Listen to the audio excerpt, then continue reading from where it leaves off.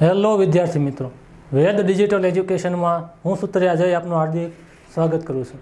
આજે આપણે ગુજરાત સરકારની નવી આવૃત્તિ મુજબ ધોરણ 8 વિષય ગણિત ચેપ્ટર નંબર 11 સમપ્રમાણ અને વ્યસ્ત પ્રમાણમાં અભ્યાસ કરવાના છે. જેમાં આપણે સ્વાધ્યાય 11.1ના 1 થી 7 દાખલા આગળના વિડીયોમાં જોયા છે. આ વિડીયોમાં આપણે આગળના દાખલા જોવાના છે. દાખલા નંબર આપણે 8 જોઈએ કે રશ્મિ પાસે એક સેમી બરાબર કેટલા 18 કિલોમીટર પ્રમાણમાં ધરાવતો એક સડક માર્ગનો નકશો છે. 1 સેન્ટીમીટર આપણે તમે નકશામાં દોરો ત્યારે 18 કિલોમીટરનું માપ દર્શાવે.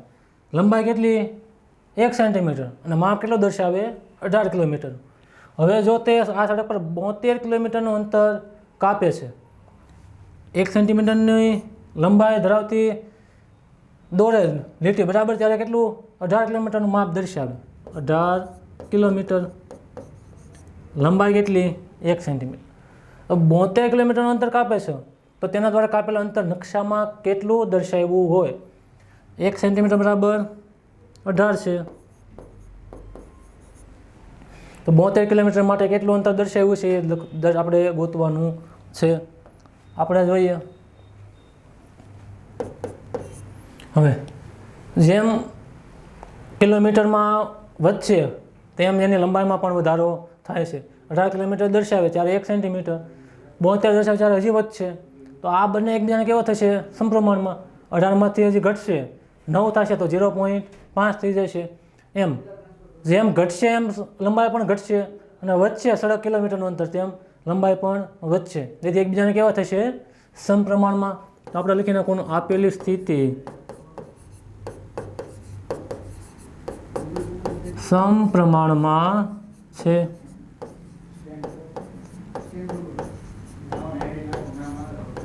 કેવી છે સમપ્રમાણમાં.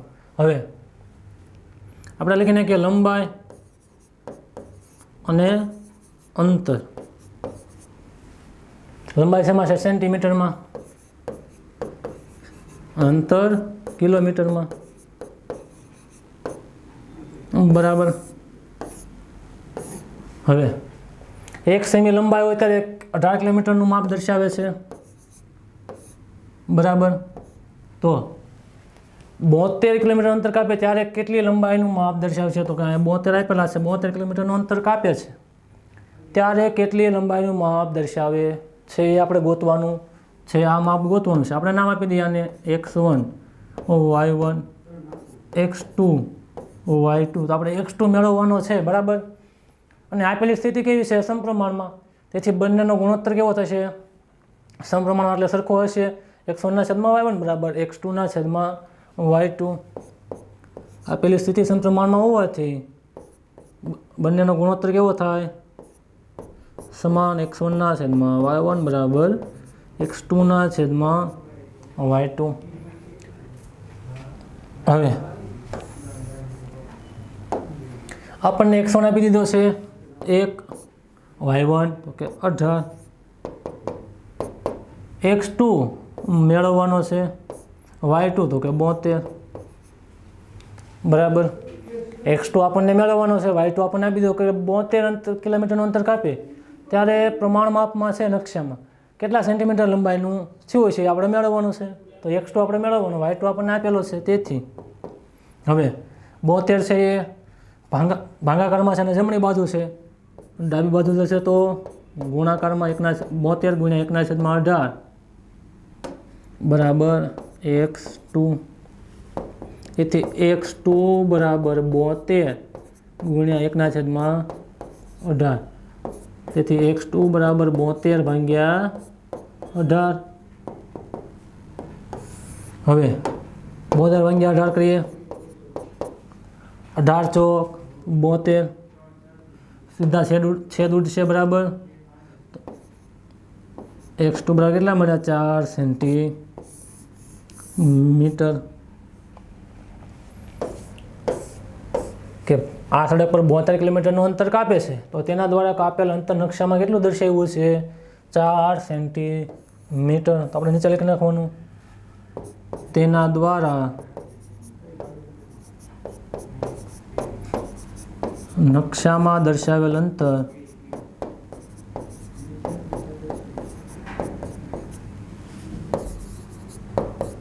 કેટલું હશે? 4 સેમી હશે, બરાબર. તો આપણને જવાબ મળી ગયો કે નકશામાં 4 સેન્ટીમીટરનું અંતર દર્શાવે ત્યારે 72 કિલોમીટરનું અંતર કાપ્યું હશે. દાખલા નંબર 8 જોઈએ, કેટલો મળ્યો? 4. હવે દાખલા નંબર 9 જોઈએ. એક 5 મીટર અને 60 સેન્ટીમીટર ઊંચા શિરોલંબ થાંભલાના પડછાયાની લંબાઈ કેટલી છે? 3 મીટર અને 20 સેન્ટીમીટર. આ જ સમયે 10 મીટર અને 50 સેમી ઊંચા થાંભલાના પડછાયાની લંબાઈ શોધો. અને બીજું શું આપ્યું છે? 5 મીટર લંબાઈનો પડછાયો હોય તેવા થાંભલાની ઊંચાઈ શોધો છો, બરાબર. જો આપણને થાંભલાના પડછાયાની લંબાઈ આપી છે, થાંભલાની લંબાઈ આપી છે. એવી જ રીતે બીજામાં શું કીધું છે? જો થાંભલાની ઊંચાઈ આપી દીધી છે તો પડછાયાની લંબાઈ શોધો. અહીંયા પડછાયો આપી દીધો તો થાંભલાની ઊંચાઈ શોધો. આપણે જોઈએ પહેલાં આપણે જો 1 મીટર ને સેન્ટીમીટર બંનેમાં ભેગું આપ્યું છે 5 મીટર ને 60 સેન્ટીમીટર. તો આપણે પહેલાં આને સેન્ટીમીટરમાં ફેરવી નાખીએ આખું, બરાબર.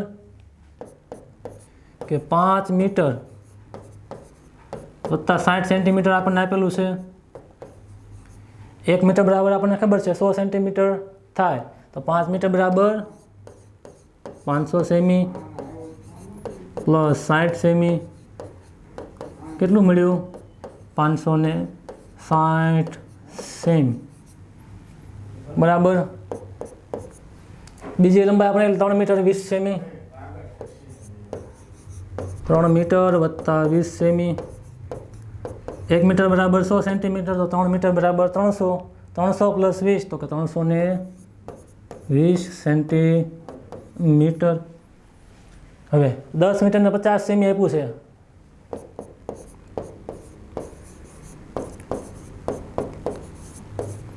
એક મીટર બરાબર 100 તો 10 મીટર બરાબર 1000.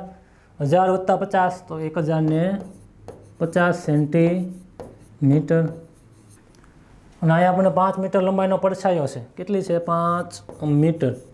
તેનું તો સીધું કેટલું થશે? 500 સેન્ટીમીટર.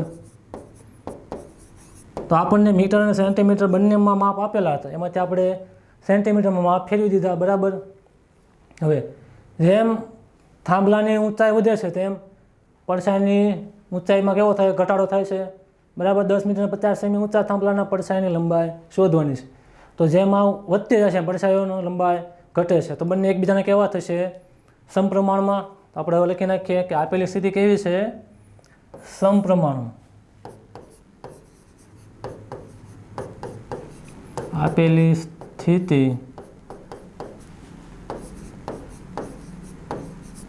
સમપ્રમાણમાં છે. હવે એક થાંભલાની ઊંચાઈ આપી છે અને પડછાયાની લંબાઈ આપી છે, બરાબર. આપણે લખીને એનું કોષ્ટક બનાવી નાખીએ. આ ઊંચા થાંભલાની ઊંચાઈ શેમાં આપી છે? આપણને સેન્ટીમીટરમાં. અને પડછાયાની લંબાઈ એ પણ શેમાં છે? સેન્ટીમીટરમાં. હવે જોઈએ કે 5 મીટર અને 60 સેન્ટીમીટર ઊંચા શિરોલંબ થાંભલાની પર આપી છે, બરાબર. કેટલું છે? 5 મીટર અને 60 સેન્ટીમીટર. તો કેટલું થશે ઊંચાઈ એની? 560 સેન્ટીમીટર.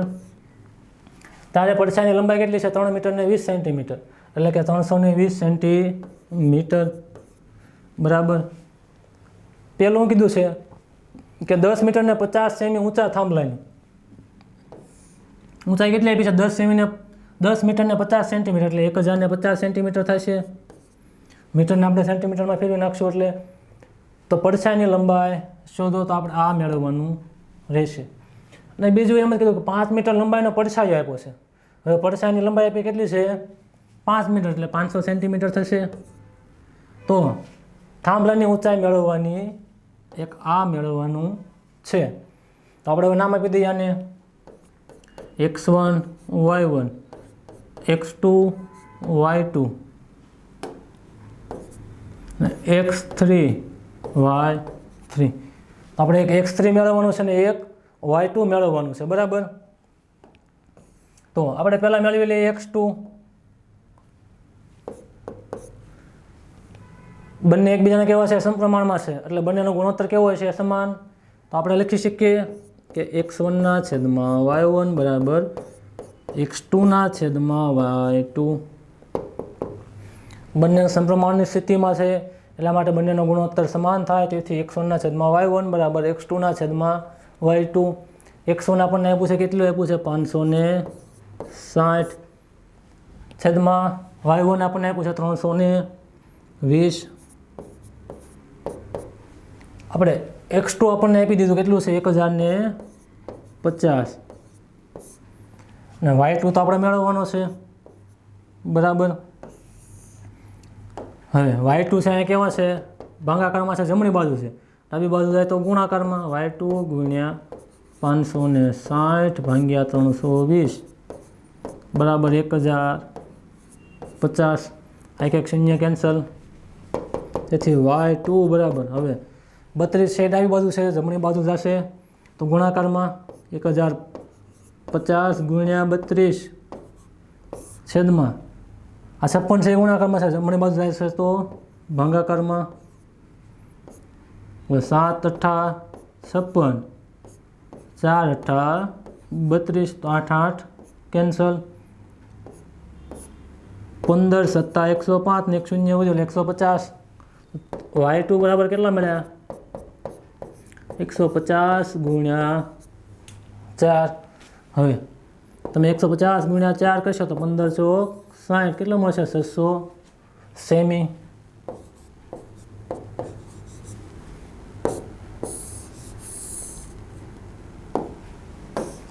સેમી અથવા 6 મીટર. આને તમે મીટરમાં ફેરવો, 1 મીટર બરાબર કેટલો થાય 100 સેન્ટીમીટર. તો y2 બરાબર 6 મીટર પણ લખી જવાબ હોઈ શકે કે 600 સેન્ટીમીટર અથવા 6 મીટર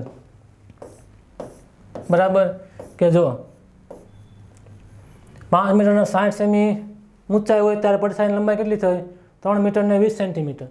જો 10 મીટરને 50 સેમી થાંભલાની ઊંચાઈ હશે ત્યારે થાંભલાના પડછાયાની લંબાઈ કેટલી છે આપણને મળી કેટલી 6 મીટર અથવા 600 સેન્ટીમીટર. હવે 5 મીટર લંબાઈનો પડછાયો છે એટલે y3 આપણને આપ્યો કેટલો છે 500 સેન્ટીમીટર અથવા 5 મીટર. તો થાંભલાની ઊંચાઈ શોધો. આપણે બીજું જોઈ લઈએ.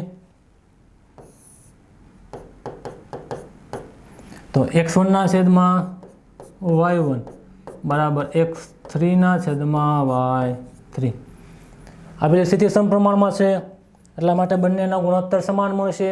એટલા માટે આપણે લખી શકીએ x1/y1 બરાબર x3/y3. x1નું મૂલ્ય આપણને ખબર છે 560, y1 તો કે 320. x3 આપણે મેળવવાનો છે, y3 આપણને આપ્યો છે કેટલો છે 500 સેન્ટીમીટર. હવે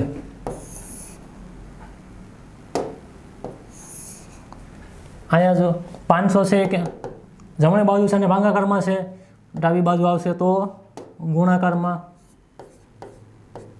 500 ગુણ્યા 560 છેદમાં 320 બરાબર x3.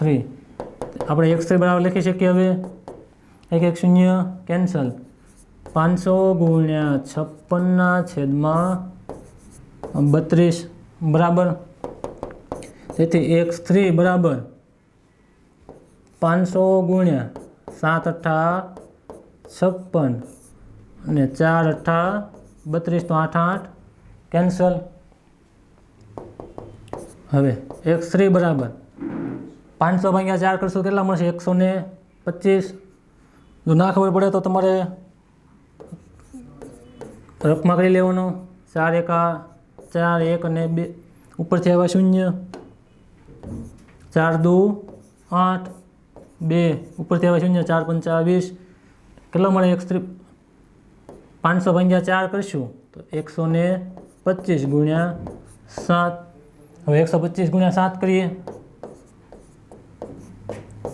7 પંચા 35 વધી 3, 7 દુ 14 ને 3 17 વધી 1, 7 એકા 7 ને 1 8, 875 સેન્ટીમીટર.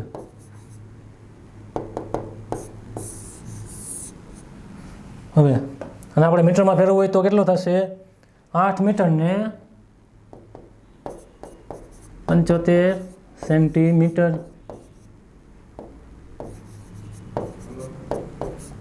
8 મીટર ને 75 સેન્ટીમીટર અથવા 875 સેન્ટીમીટર.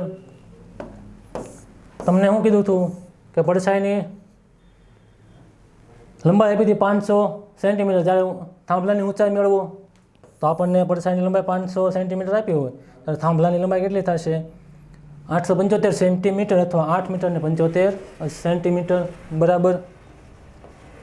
હવે દાખલા નંબર 10 જોઈએ કે એક ભારવાહક ખટારો છે 25 મિનિટમાં 14 કિલોમીટર અંતર કાપે છે. તો આ ઝડપે ગતિ કરે તો 5 કલાકમાં કેટલું અંતર કાપશે? અહીંયા જુઓ 1 મિનિટમાં આપ્યું છે, આ કલાકમાં આપ્યું છે. તો કલાકને પહેલાં આપણે શું કરવું પડશે?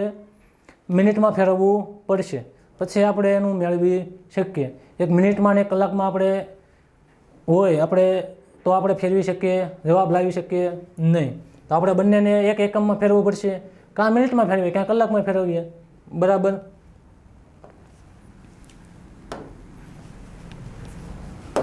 તો પહેલાં આપણે છે 25 મિનિટને 14 કિલોમીટર અંતર કાપે છે. હવે 5 કલાકને આપણે પહેલાં મિનિટમાં ફેરવી નાખીએ. 1 કલાક બરાબર 60 મિનિટ. તો 5 કલાક બરાબર કેટલી? તો સીધી લખી શકીએ કે 300 મિનિટ થાય, પણ આપણે લખીએ 1 કલાક બરાબર 60 મિનિટ. તો 5 કલાક બરાબર કેટલી? બરાબર. તો કેટલી થશે? 5 ગુણ્યા 60 ભાગ્યા 1, 300 મિનિટ. તો હવે જોઈએ આપણને કે 25 મિનિટમાં 14 કિલોમીટર અંતર કાપે છે. આ ઝડપે ગતિ કરે છે તો 300 મિનિટમાં કેટલું અંતર કાપશે? ગતિ કેવી છે? અચળ છે. તો અને 25 મિનિટમાં 14 કિલોમીટર કાપ્યું. જેમ વધારે સમય લાગશે એમ બધું અંતર કાપશે. એકબીજાને કેવું થશે? સમપ્રમાણમાં. તો આપણે લખી શકીએ હવે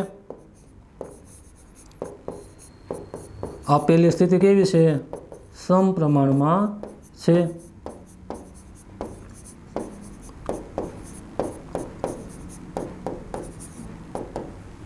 હવે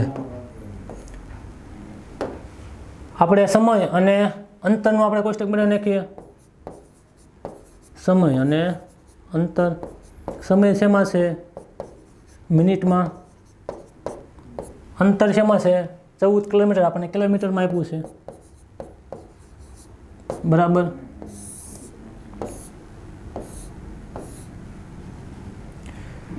જો 25 મિનિટમાં કેટલું અંતર કાપે છે? 14 કિલોમીટર. 25 મિનિટમાં 14 કિલોમીટર. તો 300 મિનિટમાં કેટલું અંતર કાપશે? 300 મિનિટમાં કેટલું અંતર કાપશે એ આપણે મેળવવાનું છે. બરાબર. હવે બંને આપેલી સ્થિતિ કેવી છે? સમપ્રમાણમાં છે. તો આપણે આને ગુણોત્તર છે એ આપણે લખી શકીએ x1/y1 બરાબર x2/y2. અહીં નામ આપી દઈએ x1 અને y1, x2 અને y2. આપણને x1 ખબર છે, y1 ખબર છે, x2 ખબર છે, તો y2 મેળવી શકીએ. આપેલી સ્થિતિ સમપ્રમાણમાં છે તો આપણે એનો ગુણોત્તર બંનેનો કેવો થાય છે? સમાન. એટલા માટે આપણે લખી શકીએ x1/y1 બરાબર x2/y2. હવે x1 આપણને ખબર છે 25, y1 કેટલો છે? 14 બરાબર. x2 આપણને આપ્યો છે કેટલો છે? 300. તો y2 મેળવવાનો છે. બરાબર. હવે y2 છે એ બરાબરની જમણી બાજુ છે અને ભાગાકારમાં છે. ડાબી બાજુ જાય તો ગુણાકારમાં. 25/14 ગુણ્યા 300 બરાબર 300. હવે 14 છે એ ભાગાકારમાં છે, ડાબી બાજુ છે, જમણી બાજુ જશે તો ગુણાકારમાં. એવી જ રીતે 25 છે એ ગુણાકારમાં છે અને ડાબી બાજુ છે, જમણી બાજુ જશે તો ભાગાકારમાં. બરાબર. હવે y2 બરાબર 300/25 કરશું કેટલો જવાબ આવશે? 12 જવાબ આવશે.